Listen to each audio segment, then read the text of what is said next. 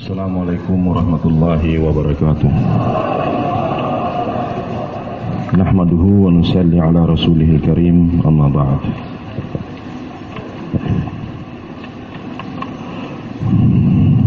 Ada satu hadis Rasulullah sallallahu alaihi wasallam.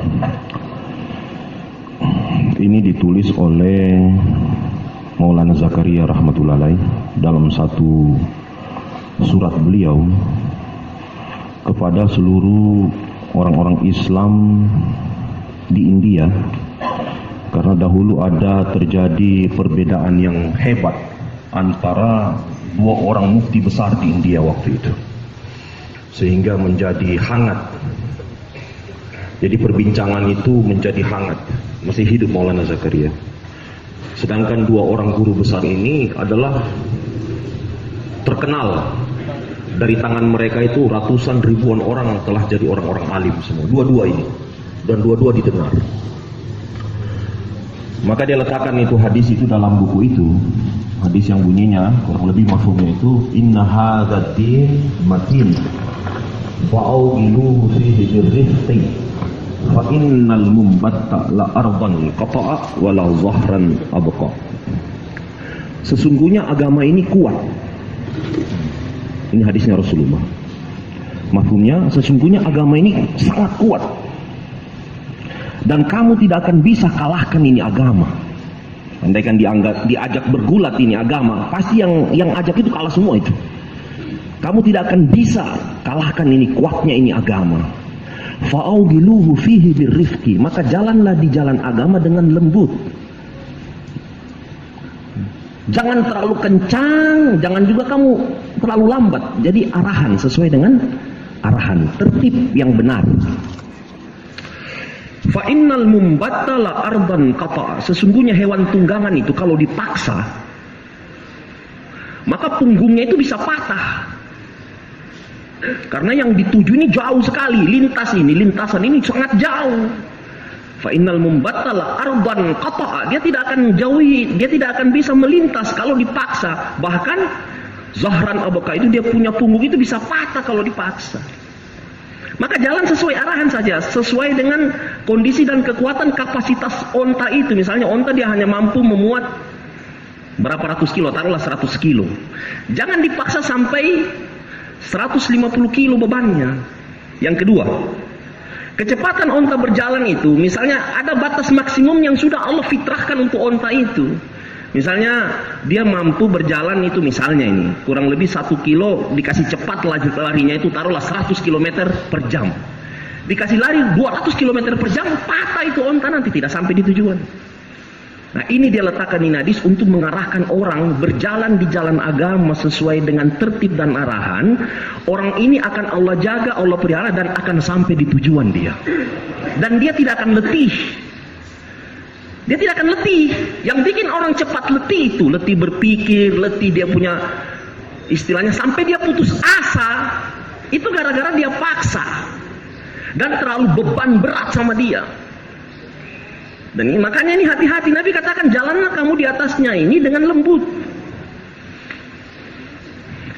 Artinya lembut di sini arahan tertib, arahan tertib, arahan tertib.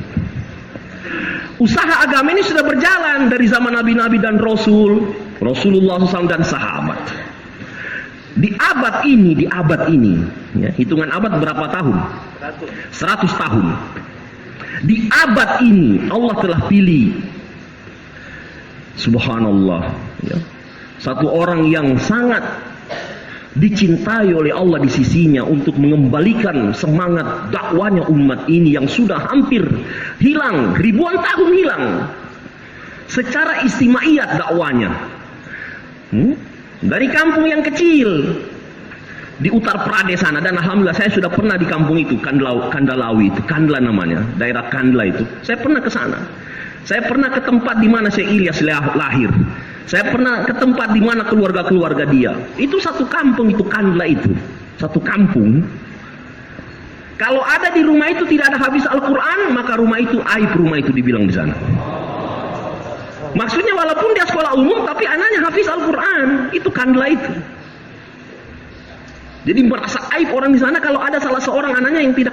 Misalnya anaknya 5 orang, mesti ada 1 orang hafiz itu. Itu daerah Kandla itu. Saya masih lihat tempat di mana Maulana Zakaria itu disuruh sama ibunya menghafal Quran di atap. Kalau tidak selesai itu musim panas jangan dulu turun, dikuncikan pintu. Apal dia punya target ini. Itu masih saya dapat rumah, saya masih lihat rumah itu. Saya lihat itu di situ orang tunjuk, di situ dia menghafal. Bahkan kami diundang sama sepupunya Maulana Ilyas, seorang mufti juga.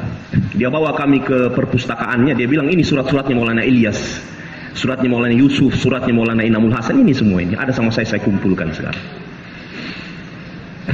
Saya masih lihat itu daerah itu. Nah dari situlah, karena mereka ini keturunan dai semua, ya, orang-orang soleh yang pegang peranan ratusan tahun di India. Maka Allah pilih Maulana Ilyas dengan membuat kerja dakwah sesuai dengan usul tertib berdasarkan Al-Quran, hadis yang tadi disampaikan sama Pak Abdurrahim, dengan sirah Nabawi. Sebenarnya guru-guru beliau ini banyak, mufti-mufti guru beliau dari Deoban, Saharanpur, Masya Allah. Itu Deoban Darul Ulum Dewan kurang lebih 300 tahun itu madrasah berdiri sampai sekarang itu. Puluhan ribu santrinya. Ribuan mufti tercetak dari situ semua.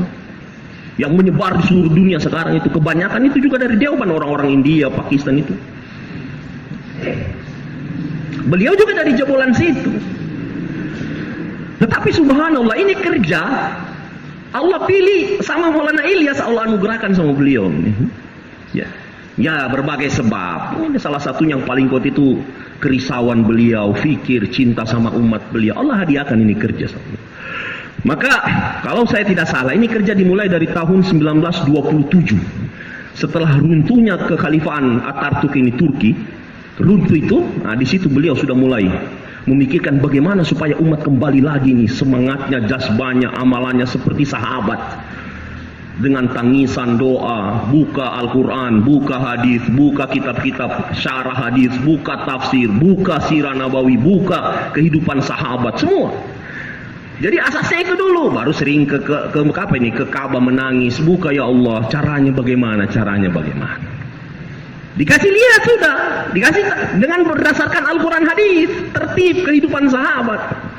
Oh harus buat rombongan, bentuk lagi umat dengan semangat apa? Berjuang, semangat khuruj, gerak dari kampung ke kampung.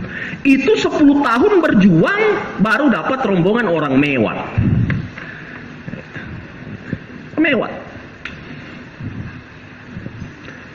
Tapi belum tertibnya seperti kita ini sekarang, belum. Ya, ini penyempurnaannya nanti ini setelah beliau. Tetapi asasnya sudah dipasang fondasinya. Ada 5 saja fondasinya ini tablik. Pertama, musyawarah harian. Ingat ini fondasi ini, setinggi apa bangunan, kalau tidak ada fondasi, runtuh itu bangunan, habis. Hati-hati ini, harus paham ini fondasinya ini. Syekh Ilyas letakkan batu pondasinya 5 ini. Pertama, musyawarah harian. Yang kedua, 2,5 jam setiap hari. Kemudian apa? Jaulah 1, jaulah 2. Kemudian apa? Talim masjid, talim rumah. Dan keluar 3 hari setiap bulan. Ini asasnya ini, makomi ini asasnya di sini nih.